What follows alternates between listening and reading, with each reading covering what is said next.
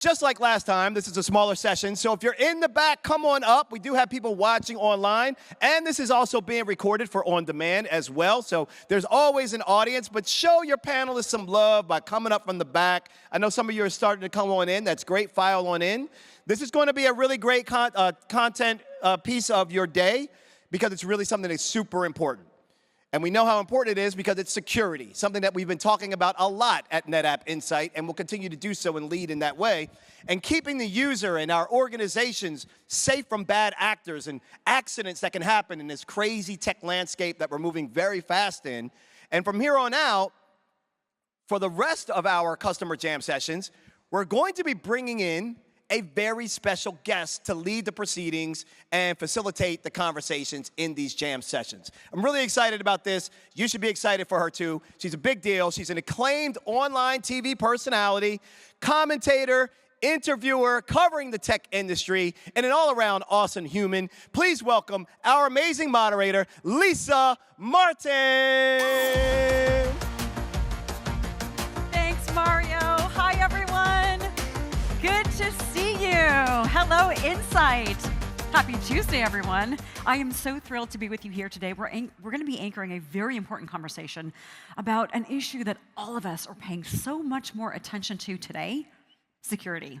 You all know data is the core DNA of operations across industry, across government, and the stakes really have never been higher to protect it. With increasingly sophisticated cyber threats, organizations need robust security strategies. They need innovative technologies and solutions, and they need forward-thinking leadership to ensure data protection and resilience. In a moment, I'm going to be joined by some real experts whose it factor is that they are absolute powerhouse technology leaders. They're going to share insights with you. They're going to talk about how they're partnering with NetApp to strengthen threat detection and response, action zero trust, and leverage AI-powered threat detection and more, both internally and externally to their customers. But before we talk to them, take a look at this.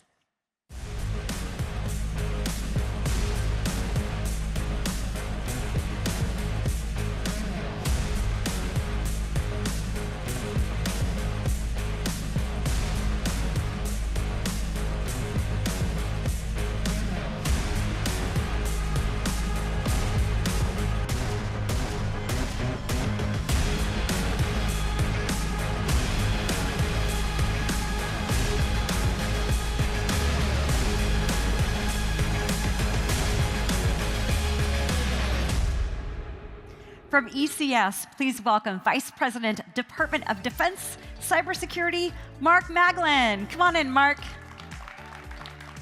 From General Dynamics Information Technology, or GDIT, Chief Technology Officer, Federal Civilian Division, Michael Cole is here. Hey, Michael. Come on in. And from IBM Cloud, Director for Cloud Product Management for Infrastructure as a Service, Jay Gibran. Welcome, Jay. Oh, Jay's got a fan club here. Have a seat, guys. We're going to get y'all fan clubs by the time we're done here. Question one goes to all of you guys. Obviously, we talked about the incredibly important topic of security. Mark, we're going to start with you. The cyber landscape has changed dramatically recently. Talk to us about the state of the current cyber threat landscape. How is it affecting data protection, enterprise data protection, from edge to core to cloud? That's a great question, Lisa, and thanks for inviting me here and be able to talk to everybody about security and what we're doing and how we're using NetApp to secure some of our nation's greatest assets and the mission that we do. I see it as two separate aspects. One is the threat actors, and the other is the cyber terrain. On the threat actor areas, we're seeing that the cyber criminals are getting more emboldened. Quite honestly, it used to be honor among thieves, that was a victimless crime with ransomware, but we're seeing more attacks within the healthcare system, IoT, critical infrastructure, and it's no longer a victimless crime. There's actually, actual lives are being put at stake. And so that's a critical mission that we all have to do to work on. It's also a political consideration on how we set the policies and go after these cyber criminals. The second part of that, too, is from the threat actor perspective, are the nation-state actors. Those are always going to be a threat. And espionage is been around for as long as there's been nation states out there. So that's expected. But what kind of is encouraging is what we've been seeing in Ukraine right now is that the resilience of the network from the Russian attack. So it's been a collaborative effort with all our allies, but we're doing a great job on that and taking a lot of lessons learned. But it's encouraging to see that the Ukrainians are able to continue using their networks and get on. So, and then we always have the insider threat vector that is a concern for all companies and the government too. So from that, the threat actor, from the cyber terrain, and as you're saying, from edge to core to cloud, we're shifting to a zero trust architecture where the assumption is that the adversary is already within your network. We don't have that big castle wall around us anymore. And then it really comes to protecting the data. And that's where, with NetApp, that is where all your data is. All your data at rest is going to be there. So that makes it a very critical mission. But part of that, as we go from the edge to the core to the cloud, is our attack surfaces are getting huge, right? Because without that boundary protection, we have a very large attack surface. Definitely. You mentioned ransomware, and Michael, I want to get your opinion, and Jay, then yours on the same question. Ransomware became a household word, and I think when the Colonial Pipeline hit, but it's also becoming no longer, are we going to get hit? It's when. It's how often, it's to what extent. What are you seeing, Michael, from the threat landscape perspective and its impact on enterprise data protection, edge to core to cloud? Yeah, absolutely. I mean, when you think about ransomware, right, there are companies out there now that do ransomware as a service. I mean, anybody can go hire them. You got $25, you hire a service, they're going to bring that ransomware. So it goes to what Mark said, is the perimeter is changing, right? It's getting bigger. I mean, COVID happened. We all went home. We had to figure out how to work. So we can now go and work from anywhere, right? Our customers in the federal civilian part of public sector work from home, but they're also working on vacation at an Airbnb. So we have to make sure as people that we are cyber aware, right? Everybody in this room and everybody online is now a designated cybersecurity officer, right? We have to make sure that we are aware, right? It went from, if I see something, say something, to being that cyber aware of what's going on. You got to watch out the person behind you. You got to worry about what you're connecting to.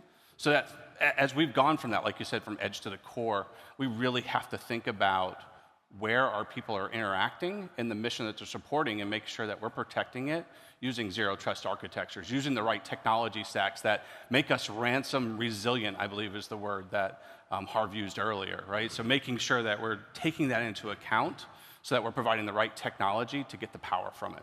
100%. Jay, let's bring you into the conversation. What are your thoughts? What are you seeing? Sure, Lisa. Thank you for bringing me in.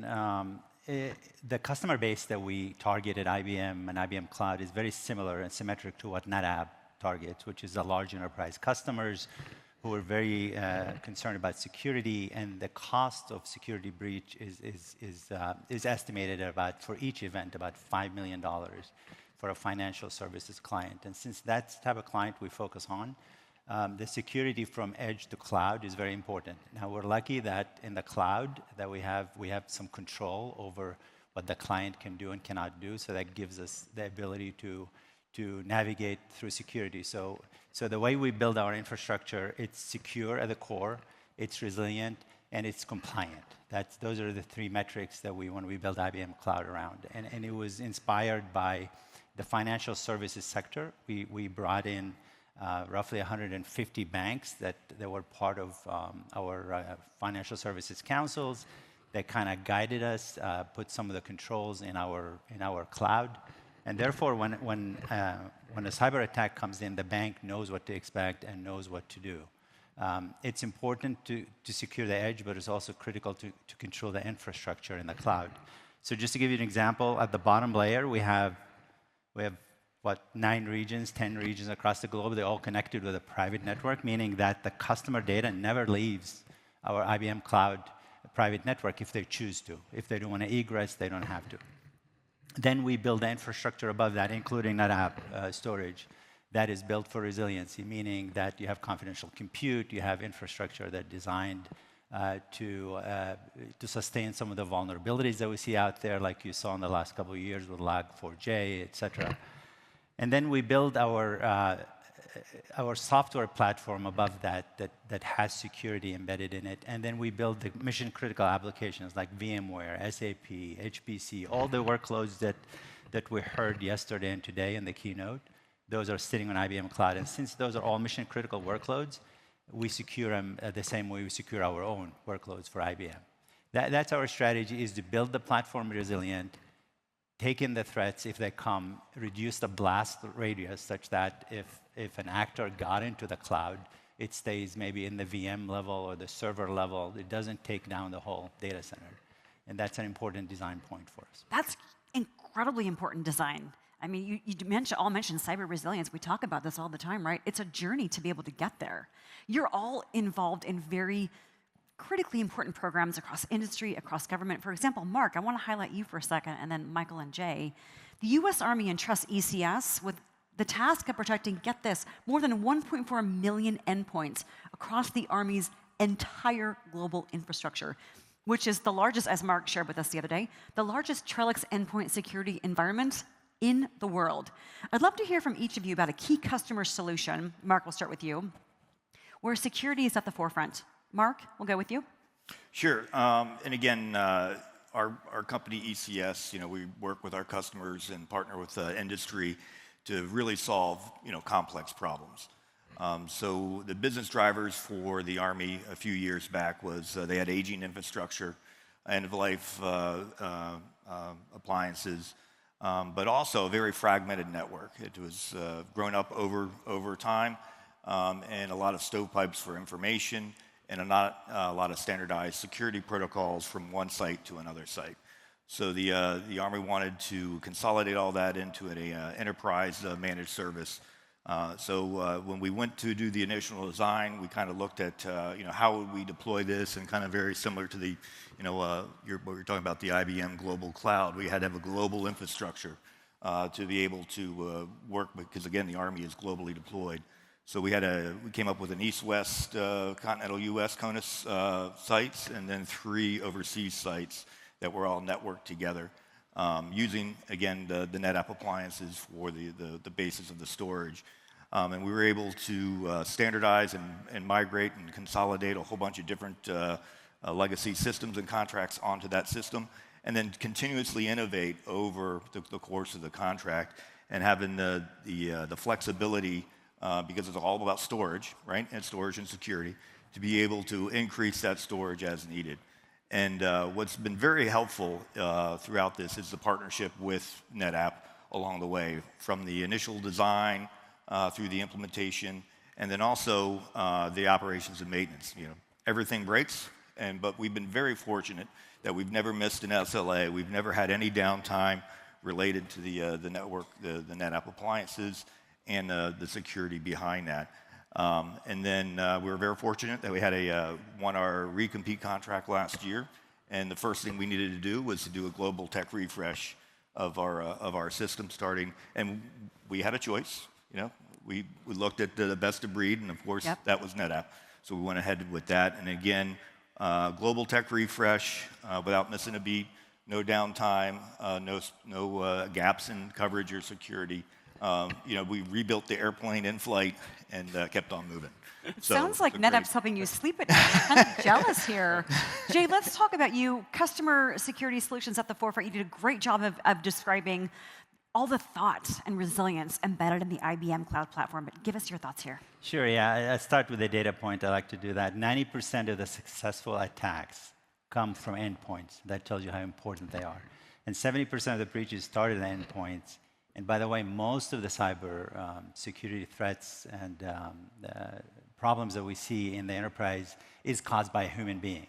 So really, for us, we're lucky because our cloud is all about automation. So in the cloud, we automate as much as we can to prevent the humans from touching the code or from touching the servers. And that helps. But also, you have to start at the end, right? At the end, you have to put the virus protection, just like you talked about. Mark, you have to do MDM management, mobile device manager. You have to put a firewall. You have to educate the users what to click on, what not to click on, what to download, what not to download. All that encompasses a solution for the endpoint to prevent that 90% of the attacks that's coming from that side. I once saw, this is a funny little anecdote, a friend that had a sticker and it said, humans ruining everything since forever. But that's one of the biggest challenges. Michael, what are some of the things that you're seeing? So it's interesting, within our portfolio, and when I thought about this question, there are so many areas where we focus on delivering really mission-critical applications, and they all have cyber at their core, right? We have to protect. So what's relevant to the people here in the room is we do a lot with FAA. So you think about the number of airplanes that are in the air at any given time. You think about the networks, the communication gear, all the things that have to happen to make sure that we can get from point A to point B safely. GDIT is involved in a lot of those different components. And the other side of that is we recently just built high-performance computing for NOAA. We're delivering new weather models through those systems, right? And we have to protect that, to provide that information to us, to provide citizen safety, right? In the sense of making sure that you know when a hurricane's coming, when the weather's going to be bad, and maybe you shouldn't go out, or do you just need an umbrella, right? But you got to protect that at the same level that you protect the tactical edge in defense or in intel space, right? It's the exact same requirements that we're dealing with in the federal civilian side of the market. It's all mission critical. I think it's so great to see just the differences in industry and government that we're talking about here. I want to now double click and get insight from you, which I think is pun intended, on your I had to say that, on your collaborative partnership with NetApp, how the alliance is really enabling you guys to design and deliver some of the most innovative and security critical solutions. Michael, we're going to start with you, and then Jay, and then Mark. Great. I love this topic. It's the partnership, right? The technology is great. And we heard today that security is built in there, right? And then when you align that with GDIT's understanding of our customer missions, we are delivering highly secured solutions that are meeting their needs today and being ready for tomorrow, right? This is how we extract the power of technology, is through partnership. And when it doesn't go right, they don't walk away. That's the key thing. They're in there with us, rolling up their sleeves, figuring out how to make something work correctly, right? So that we are delivering the mission value to our common customers. Absolutely critical. Jay, talk to us a little bit about IBM NetApp longtime partners. Give us that backstory. I think as CEO our NetApp team here, they're great. Our team that supports IBM. Your fan club. Yeah. They keep pushing us to new solutions, offering new ideas, which is great. That's what you expect from a partner. Today, we use NetApp for our block file storage, and we're enabling this year CVO, which allows us to bring the software-defined storage, which many customers can use to migrate workloads from on-prem to cloud. Like I said in the beginning, most of the customers who run NetApp on-prem probably have a relationship with IBM of some sort. So having that relationship and understanding that customer pain point and solutioning for it, I think it's a win-win for both companies. It's a win-win-win, the customer as well. Mark, you mentioned some of the synergy with the NetApp partnership. Expand upon that a little bit. Sure, absolutely. One, wouldn't be here today if it wasn't an outstanding well, we like you. We might have invited you. I would have been out there, listening in. But no, it's great. And again, some of the complex problems that our company has solved and through the partnership with NetApp is, we deliver the IT ops for the Defense Health Agency for 170 medical treatment facilities, and that network relies on the NetApp storage. We also work with the Navy to provide their public safety net. So all the incident responders globally at every Navy base, we've developed a system that they communicate on, and that runs on top of from a NetApp perspective. And then we do also a lot of work with the FBI and have a relationship there. So we talked a little bit earlier about the AESS system and the partnership and the services and everything, and the technology works, absolutely, best in breed, but it really does come down to the people. And that's where, it doesn't stop. I've worked with vendors that they made the sale, and the only time you hear from them is when the renewal comes up. Yeah. So, but NetApp has always been with us, along the way, and provided, excellent support. So appreciate it. What I've heard from all of you is synergy, symbiosis, collaboration. That's exactly what you would expect from true partnerships, right? Let's talk about, Jay, I want to go to you and kind of dig in on the emerging technologies AI front. Talk about the importance of emerging and cloud technologies as part of an overarching cybersecurity strategy and helping organizations really achieve what they need, which is that offensive cyber posture. Right, yeah. So going back to our experience with our customers and how we build our resilient offensive approach for cybersecurity, we started a concept 3 years ago called industry cloud, and our first one was financial service cloud. We coined that term as a financial service cloud, thinking that if I'm good enough for financial services and I'm secure enough for financial services, I'm good enough for regulated industries, I'm good enough for government, and therefore I can expand my business across all, right? The elements of that in terms of technology is, first of all, the relationships with the banks, which I described. We have a council that guides us and co-create with us. We also created the confidential compute zone, which allows customers to secure not only their workloads, but also the infrastructure, meaning that how do I know that the server that my workload is running on is my server, not something that's spoofed by somebody else, right? How do I know that the image that the server booted from is my image? All these elements go into confidential compute to make sure that we have security on the server side, physical security in the data center, security on the storage for encryption. And also, we introduced a concept where we allow customers to encrypt their data and keep their own key, which is very unique, that IBM even cannot get into your data because you have the key and we only just serving your data based on your authentication. This is supported through our HyperProtect product, which is part of, we borrowed from IBM mainframe technology that they have, and they secured for years, and financial service customers use it. And we brought it into IBM Cloud to improve our security posture. Michael, share with us what GDIT is doing to really get on the offensive from a cyber resilience, cyber posture perspective.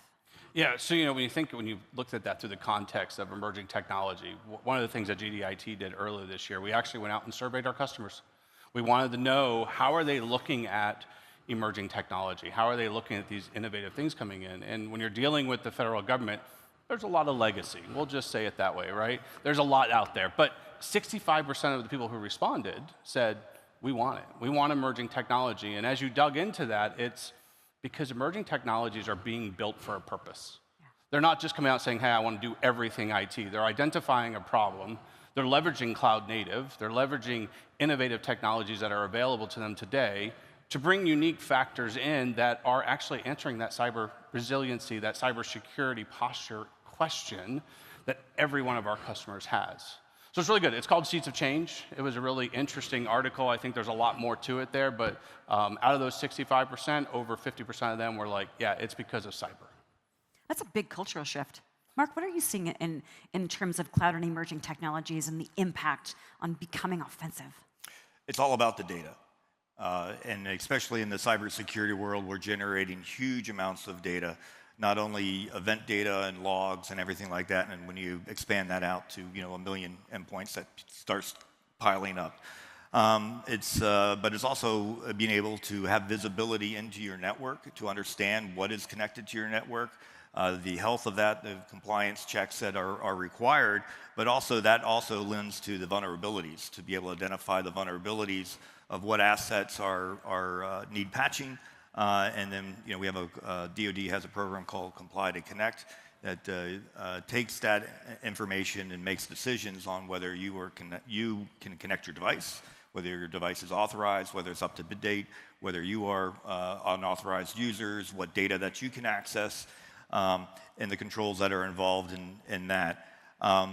And then from the cybersecurity perspective, it now comes down to threat data. So again, we're generating a lot of threat intelligence. We bring in a lot of threat intelligence from different outside sources. Some of those are public sources, some of those are DoD intel sources. And we need reliable data, secure data, and we need it fast. And that's where the analytics come, and where the edge computing comes is being able to get the data, run your analytics, and give the decision makers, whether they're the tier 1 analyst that's answering an intrusion event, or the generals that are making strategic decisions, and be able to give them complete visibility and have the information advantage to be able to take that to the mission. Well, right, visibility and that data being now real time is no longer nice to have for any organization. You guys have kind of touched on that. I want to move on to, we got to talk about AI, right? Let's talk about, Jay, we're going to talk with you first here. How does NetApp storage infrastructure really help pave the way for future-looking capabilities like AI? So like I described, NetApp is our core infrastructure for storage today. So it works on all the workloads that run in our VPC cloud, which is a virtual private cloud, and other parts of our business. But to talk about the AI journey and how does that fit into cybersecurity, I think we won't do this panel a justice by not speaking about it. So I'm passionate about it. So in terms of AI security, it's not just the security of your data, it's the security of your model. So let me just walk you through 4 steps of AI. You collect a large amount of data from public sources. You aggregate that data, you filter it, you remove hate, abuse, anything that you don't like in the data. You remove duplication, you remove personal information, but you're left with some sentiment that is public data. You're scraping it off the internet. So that's a risk that sits in the model itself. And you can't get rid of that because you didn't build the model as a customer. Now you bring that model after you build it, and then you bring it home and you want it to train on your own data. And now your own data is clean, right? Most likely it doesn't have bias, abuse, hate, language. So that's safe, but still the model decisions are based on the original training. So how do you make sure that if you're doing loan processing, for example, using AI, how do you know that the model is not biased to a certain segment of the society? And that's what's I think introducing a lot of risk in AI and making companies think twice before they put it in front of the clients. Now, what I'm seeing people experimenting with it today is because it's powerful. I don't want to take away anything from generative AI. I think generative AI is going to change the world the way we see it today. It's going to touch every piece of our life, including how you travel, how you book a trip, how you interact with your kids, your college, everywhere, right? But I think the security of that and the trust of the AI is going to be critical. So for enterprise customers who are going to try and use generative AI, where would you go? Well, how do you trust that the model that you're using does not have those characteristics that you don't want to put in front of your customer? I think that's so critical for us to think through. So data security is not about your data. It's about the data that the model was trained on too. That's a great point there. Michael, what are some of the things that you were saying from a NetApp's perspective and really helping organizations? Yeah, so I mean, it's really good when you talk about the AI and the way he's talking about the data. It's great to partner with a company that's putting that first, right? I mean, we've heard over the 2 days so far in the keynotes that data-driven decisions are the key part of their infrastructure and that they're looking to enable AI. And I think we heard yesterday, it's expensive. Not everybody can go out there and train a large language model, and we're dealing with customers that have a set budget, right? And they certainly don't have the money to do that. So looking at how do we secure the data and how do we secure the models that are going to be on top of that is what the customers need, especially in the federal civilian and the public sector, because they got to use it. They're all asking for it. It's a force multiplier wherever you implement it, right? Whether it's in cyber or other places of IT, that force multiplication is what they're looking for, because we got to be better, faster, cheaper than the next guy. And the government is constantly looking for partnerships with like a NetApp, with the GIT, with an ECS, to make sure that they are bringing in those technologies that are really going to drive home those solutions for them. Absolutely. Mark, what are some of the things that you're saying NetApp storage infrastructure, AI capabilities, and as an enabler? Sure. So ECS is one of the largest providers of AI to DoD right now through several programs that we're running, and including what we call the AI Forge. And as Jay was talking about, it's all about bringing in the test data, being able to test that in a secure environment, validate the models, and then what we do and working for the DoD is evaluate different models. We give them challenges and evaluate the different models, see which models work best. A little bit of competition there always helps. And then bring those models in to test it on the high side and be able to bring in the actual data, be able to provide feedback, and have a continuous development and integration model that we continually update the models, because a lot of times we'll go bring those models out to the field on different devices on the edge and be able to evaluate, and we'll get instant feedback of whether those things are working or not, and very critical missions that we're supporting out there. And then being able to bring that and then tweak those models to be able to make them more efficient. And then on the cyber front, and this goes to the actual implementation of the models, there's too much data out there. We've tried data lakes where we want to bring all the data into one giant repository. Great for NetApp, sell lots of storage. But certainly within the DoD, we have very limited bandwidth in many cases. Don't have the luxury of the giant pipes that you all have, from the cloud perspective, when you're going over satellite links or sneaker net or other ways that we have to get the data out to the field. So we're going towards or migrated over to data mesh. So when we built the AESS system, I talked about the 2 CONUS nodes, and then we've got 3 OCONUS nodes, being able to tie all those together through a private network and be able to query the data and send the query to the data instead of trying to backhaul all that event data into one repository and then run your analytics and everything. So we do develop the AI models on the test data, but when you're deploying them out to the field, right, you got to have that data mesh, and all that relies upon the storage out at the edge, at the tactical edge, at the core, and then also being hybrid and being able to query that data in the cloud too. And that speed is critically important. Absolutely. Love to get your perspectives now on the evolution. If you had to have a crystal ball, or maybe it's a magic 8-ball, I don't know. How do you see the future of security evolving? Michael, I'm going to start with you. And how do you advise organizations keep pace with the incredible speed at which things are changing? That's a great question, right? So it's when we talk to our customers, it's never a one-size-fits-all. Right? It's not one single technology, it's always a collection, right? I mean, that's why they call us system integrators, right? Because we're looking across the industry and we're saying, okay, what do we got to bring in to develop that zero trust architecture that Mark mentioned earlier, right? That's not one technology, that's a series of technologies that are working together to provide that. So what we do is we look at our customers and we help them identify their gap. Where are they at today and where do they need to be? And also, what's the mission of that agency? Where are they going and what do they expect that to evolve into? Especially in our world where we're dealing with people like you and I who are dealing with services, right? And how you interact with those services is different depending on who you are. I'm digital aware, maybe is a good way to say it. My kids are digital native. My mom doesn't understand digital at all, right? So my mom's Your mom and my mom both. Yeah, yeah, they're submitting on paper, right? I mean, my mom just went through a process. She filled out forms on paper. It's a different way, but that all has to be digitized. Right, so we're talking with them about how do you make sure that you get it that way, you get it scanned, that the scan is secure, the data is secure, right? It's all about the data, like we've said. So just helping them understand what they have and what they want to do with it is kind of the first step. Absolutely. It's all about understanding that, but doing it critically fast, right? Right. I want to now kind of move on, shift gears here, and look at how data protection laws like GDPR or CCPA, how they're impacting security strategies and how an organization is going to ensure compliance without sacrificing data security. Jay, how do you accomplish this at IBM? Yeah, to me, GDPR is more about protecting the private data within the country, and it started in Europe, and now you can see it in Asia, you can see it in the UK, you can see it even in the US. So I think we're getting to a world where we're going to have sovereign clouds in every country that they support and they agree to, and that cloud will be approved to run a certain workload that's regulated. And you can see that happening in the UK, you can see it all over Europe. We even have clients in Europe that have their own data center that they bought from us because they don't want to share it with anybody else, right? It's an expensive